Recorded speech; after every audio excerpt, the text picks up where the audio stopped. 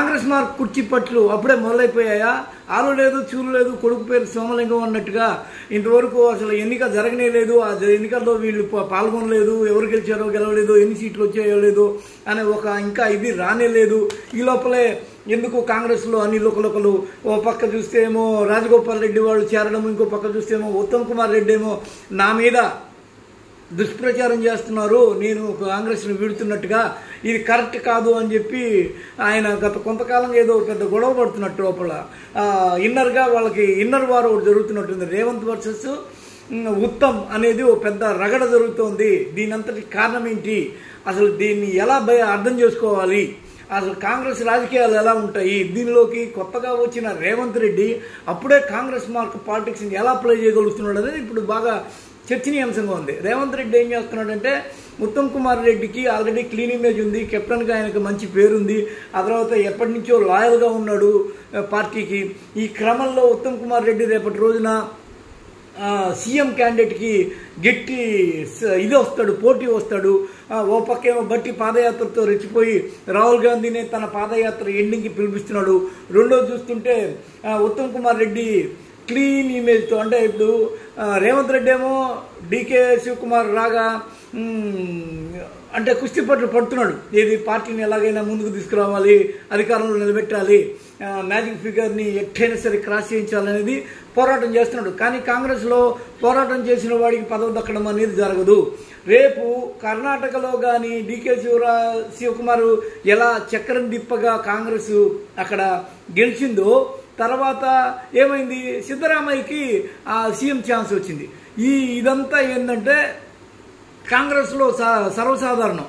ఈ మాట ఎప్పుడో చెప్పాడు కోమటిరెడ్డి వెంకటరెడ్డి, నేను ఒక ఇంకొకళ్ళు ఈ విధంగా మేము తెస్తాము, లాస్ట్కి ఒకడవుతాడు, వాడెవడో అవడానికి నేనెందుకు పని చేయాలా అని చెప్పి ముందే చెప్పేశాడు ఆయన. ఆయన పిక్చర్ క్లియర్గా ఉంది కోమటిరెడ్డి వెంకటరెడ్డి. మరి ఇక్కడ రేవంత్ రెడ్డి పరిస్థితి ఏంటంటే ఇప్పటికీ కోమటిరెడ్డి బ్యాచ్ మీద ఒక ముద్ర వేసాం, వీళ్ళు ఆయరాం గయరాం, వీళ్ళు పార్టీకి లాయల్ కాదు, వీళ్ళు కాంట్రాక్టులు కక్కుర్చి పడుతుంటారు, వీడు అటు పోయి ఇటు వచ్చాడు అంటే దాని అర్థమైంది వీడు బ్యాడే కదా, స్వార్థ ప్రయోజనాల కోసం వస్తున్నాడు కదా. ఇప్పటికే రాజగోపాల్ చేరికి దాదాపు ఖాయం అని చెప్పేసి ఒకటి తెలుస్తోంది. రాజగోపాల్ రెడ్డి రేపు వస్తే కూడా పదవులకు ఆశపడలేడు, మంత్రి పదవి కూడా అడగలేడు, అదేమంటే అటు పోయి ఇటు వచ్చావు కదా అని అంటాడు. ఇప్పుడు ఉత్తమ్ కుమార్ రెడ్డి వంతు, ఇక మిగిలింది ఉత్తమ్ బట్టి ఈయన గట్టి ప్రత్యర్థులు. ఉత్తమ్ పరిస్థితి ఏంది, ఆయన చాలా సాత్వికుడు, మంచివాడు, లాయల్గా ఉంటాడని పేరుంది. ఆయన్ని కూడా ఏదో ఒక మరకేయాలి. ఈ మరక గతంలో వేస్తే దాని మీద ఆయన స్టేషన్ మెట్లు ఎక్కడము, ఆ తర్వాత కేసులు వేయడము, వాళ్ళని అరెస్ట్ చేయించడం ఇవన్నీ జరిగినాయి. అయినా కానీ ఊరుకోకుండా మళ్ళీ ఇంకోటి సోషల్ మీడియా ద్వారా ఇలాగా ఒక బ్యాడ్ ప్రాపగాండా. దీని ద్వారా ఏం జరుగుతుందంటే ఉత్తమ్ మీద కూడా ఆయన వెళ్ళిపోతాడని చెప్పి అప్పుడు బాగా దుమ్దాం జరిగింది, ప్రచారం జరిగింది అని చెప్పేసి ఒక ఇది. మరి బట్టిని ఎలా ఎదుర్కొంటావా రేవంత్ రెడ్డి అంటే, బట్టికి ఏముంది, బట్టి ఏమో ఇప్పటికి తాను ఏం క్లెయిమ్ చేసుకుంటున్నాడు అంటే, బట్టి నేను రాజశేఖర రెడ్డిలాగా పాదయాత్ర చేయడమే కాకుండా రాజశేఖర రెడ్డిలాగా పంచ కట్టుతో ఆయన్ని మరిపిస్తున్నాను, ఆయన ఎలా పాదయాత్ర చేసి ముఖ్యమంత్రి అయ్యాడు, నేను కూడా రేపు ముఖ్యమంత్రి అవుతున్నాను ఆయన అభిమానులు చెప్పుకొని తిరుగుతున్నారు ఆయన పాదయాత్రలో. రేపు రాహుల్ గాంధీ కూడా వచ్చి గట్టి సపోర్ట్ ఇస్తున్నాడు. ఈ క్రమంలో దానితో వీళ్ళు కూడా మావోయిస్టులు కూడా బట్టికే ఎక్కువ ప్రయారిటీ ఇస్తున్నట్టుగా లేటెస్ట్ అప్డేటు. అంటే ఇప్పుడు బట్టి ఒకడు ఎదురు పడ్డాడు ఎవరికి, రేవంత్ రెడ్డికి. ఈ బట్టిని ఎలా హ్యాండిల్ చేయాలంటే ఇక ఆయన తన యొక్క రెడ్డి రాజకీయాన్ని తీసుకుపోయి అక్కడ ఎట్లాగైనా సెటిల్ చేస్తాడు. లేదు ఒక వెలమలకి పోటీగా రెడ్లు మాత్రమే ఇక్కడ ధీటుగా సమాధానాలు చెప్పగలరు, వాళ్లే రాజకీయాలు చేయగలరు. గతంలో రేవంత్ రెడ్డి ఒక కామెంట్ కూడా చేశాడు, రెడ్లు అనేవాళ్ళు రాజ్యాధికారానికి దూరంగా ఉండలేరు అని. నిజానికైతే ఈ రెడ్లు ఎంతైనా సరే ఇప్పుడు తెలంగాణ ఉద్యమంలో పోరాడి తీవ్రంగా పాల్గొని అక్కడ చాలా ప్రముఖమైన పదవుల్ని పొందడానికి అవకాశం ఉండి, ఒక ఇన్నారెడ్డి కావచ్చు, కోదండరామరెడ్డి కావచ్చు, వీళ్ళందరూ ఇప్పుడు చూడండి ఆ వెలమలతో కలవలేక చాలా జాగ్రత్తగా బయటకు వచ్చేసారు చూసారా. అంటే వాళ్ళది ఒక ఇండివిజువల్ స్టేటస్. ఆ మొత్తం లాబీని తీసుకుపోయి అక్కడ ఎలాగైనా సరే, అంటే ఇట్లా ఉంటుందన్నమాట రెడ్డి లాబీ, ఆ లాబీని తీసుకుపోయి ఎలాగైనా సరే అక్కడ నిలబెట్టి తద్వారా ఆ పదవిని కొట్టేయవచ్చు అన్న అభిప్రాయంతో రేవంత్ రెడ్డి ఉన్నాడు. దానితో రేవంత్ రెడ్డి యొక్క బ్యాక్ బోన్గా జానారెడ్డి ఉంటాడు.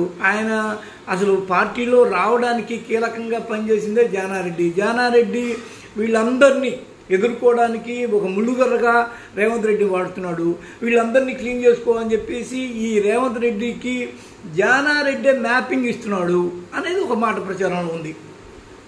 ఫైనల్గా వీళ్ళందరినీ కిల్ చేసి నిదానంగా రేవంత్ రెడ్డికి మార్గం సుగమం చేస్తే వెంటనే ఆ తర్వాత మనకి ప్రయారిటీ దొరుకుతుంది, మన కొడుకు ఏదైనా పదవులు తెప్పించుకోవచ్చు అని జానారెడ్డి ఆలోచిస్తున్నాడు అని ఇక్కడ చూడండి. ఇది ఎట్లుంటుందంటే A to Z ఒక అదేదో సుపారీ హత్యకు కానీ ఏ నుంచి జడ్ వరకు ఒకళ్ళకి తెలియకుండా ఒకళ్ళకి ఎలాగ వెనకాల ఉండి పనిచేయిస్తారు.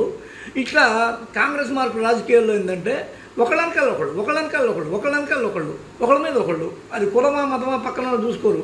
వీడి ద్వారా మనం వాడిని కొట్టడం, ఇలాంటి ఒకనొక కల్చర్ ఇక్కడ కనిపిస్తోంది. ఇప్పుడు ఒక్క ఉత్తమ్ కుమార్ రెడ్డి కామెంట్లోంచి నేను ఇన్ని బయటికి తీశానంటే ఆ పార్టీకి ఎంత చెడ్డ పేరు అనేది ఊహిస్తే రేవంత్ రెడ్డి కావచ్చు, ఆయన వెనుకున్న జానారెడ్డి కావచ్చు, దీన్ని అర్థం చేసుకుంటే పార్టీకి మేలు జరుగుద్ది. కానీ అక్కడ అర్థం చేసుకునే పరిస్థితి ఉంటుంది. ఇక్కడ చూడండి, అధిష్టానం కూడా డిఫాల్ట్ ప్రోగ్రామ్ అధిష్టానం కూడా ఇప్పుడు డీకే శివకుమార్ కర్ణాటకలో తీవ్రంగా పోరాడి ఆయన శక్తియుక్తులు కావచ్చు, డబ్బు దశకం కావచ్చు, రేపు తెలంగాణ కాంగ్రెస్లో ఎవరికైనా డబ్బుగా చాలకపోతే కూడా ఆయనే పెట్టుబడులు పెట్టే పరిస్థితి ఉంది. ఆయనకు అంత వాల్యూ ఉంది, ఆర్థికంగా అంత బలవంతుడు. 19 ఈడీ సిబిఐ ఐటీ కేసులు ఉన్న వ్యక్తి జైలుకు కూడా వెళ్ళొచ్చాడు. ఆయనకి ఈ రోజున తెలంగాణ ఎలక్షన్ అబ్జర్వర్ అనే ఒక పదవి, ఆ పదవితో పాటు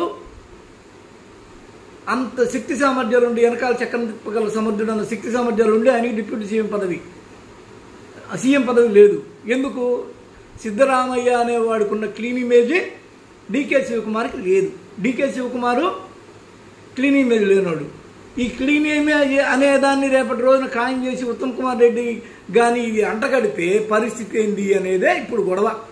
ఈ గొడవలోంచి పుట్టినవే ఈ ముసలాలు సోషల్ మీడియా ద్వారా ఉత్తమ్ కుమార్ రెడ్డి మీద ముద్రలు వేయడం, ఆయన పార్టీ మాట్లాడన్న ప్రచారాలు దుష్ప్రచారాలు చేయడం, తద్వారా ఇదంతా జరుగుతోంది అనేది ఒక అనలైజేషన్. దీన్ని ఎవరు దీనికి కారకులు అంటే పార్టీ అనే చెప్పాలి. ఈ రోజున పార్టీ కష్టపడ్డోడికే దున్నవాడిదే భూమి అన్నట్టుగా పార్టీని అధికారంలో తెచ్చిన వాడిదే రాజ్యం అనేది ఇంతకుముందు దిగ్విజయ్ సింగ్ కావచ్చు, వైఎస్ఆర్ కావచ్చు, వీళ్ళు చేసి నిరూపించారు. కానీ కర్ణాటకలో మాత్రం డీకే శివకుమార్ కావాల్సింది సీఎం పదవికి సిద్ధరామయ్యకి ఇచ్చారు. రేపు ఇక్కడ కూడా అదే జరగవచ్చేమో అన్న కోణంలో ఏం జరుగుతుందంటే ఒక పోరాటం జరుగుతుంది. క్లీన్ ఇమేజ్ లేకుండా తుడిచిపెట్టి అని ఒక జానారెడ్డి డైరెక్షన్ ఇవ్వచ్చుగాక, ఒక రేవంత్ రెడ్డి దాన్ని పాటిస్తుండొచ్చుగాక, ఇవన్నీ పార్టీకి బ్యాడ్ ఇమేజ్ తీసుకొస్తున్నాయనేది గుర్తించట్లేదు వీళ్ళు. ఎందుకంటే స్వార్థం ముఖ్యం. కాంగ్రెస్ అంటేనే స్వార్థ రాజకీయాలు చేసేదానికి ఒక అడ్డా అని ఒక పేరుంది. దీన్ని వీళ్ళు పదే నిరూపించుకోవడం వల్ల జనాల్లో ఇప్పుడు ఉత్తమ్ అనేవాడు బయట పార్టీ వాడు ఆరోపణ చేసినట్టు దానికి ఒక అర్థం పర్థం. ఇన్హౌస్ మెంబరు ఆయనే తన పార్టీ వాళ్ళ మీద కేసులు పెట్టి అరెస్టులు చేయించి ఇలాంటి కామెంట్లు చేస్తుంటే ఎవరికి నష్టం? పార్టీకి నష్టం. ఇది గుర్తించుకున్నంత వరకు పార్టీ ఇంకా ఇప్పటికీ ఏదో పొరపాటున అక్కడెక్కడో గ్రహం ఒకటి కదిలిందని ఇక్కడ గ్రహం ముందుకు వచ్చింది. ఇప్పుడు దీన్ని కూడా చెడగొట్టుకోవడం అవుద్ది. ఈ విషయాన్ని గుర్తిస్తే పార్టీలోని పెద్దలు మంచిది అనేది చాలామంది చెప్పిన అభిప్రాయం నేను మీకు చెప్తున్నా. That's it.